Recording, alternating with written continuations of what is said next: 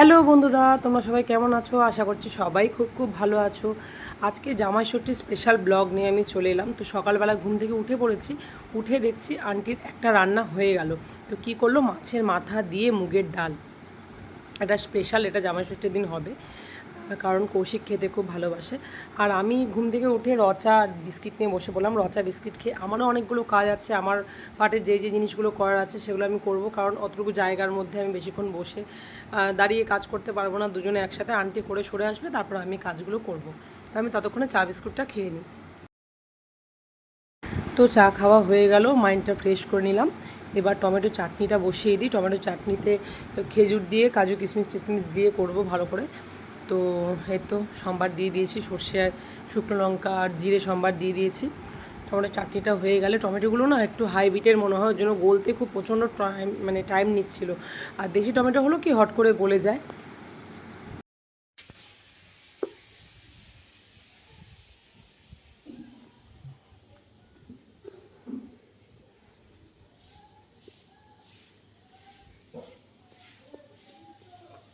রান্না করতে করতে একটু ব্যালকনির সামনে এসে দাঁড়ালাম, ঠান্ডা হাওয়া দিচ্ছে।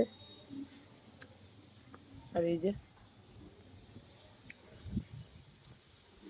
আমাদের পাড়ায় একজনের বাড়িতে লোকনাথ বাবার পুজো হয়, উৎসবের দিন খাওয়া দাওয়া হয়। ওই জন্য আগে থেকে প্যান্ডেল সরে।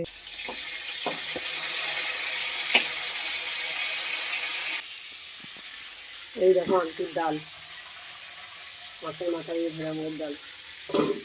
তাহলে দেখে আসি মাম্মারা কী করছে। মাম্মা আর পাপা ঘুমাচ্ছে।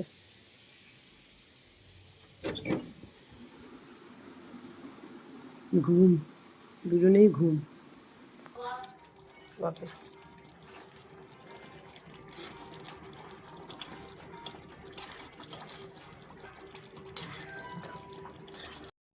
এই যে ওর পাপা ইডলি এনে দিয়ে গেল, আবার ইডলি খাবো টিফিন।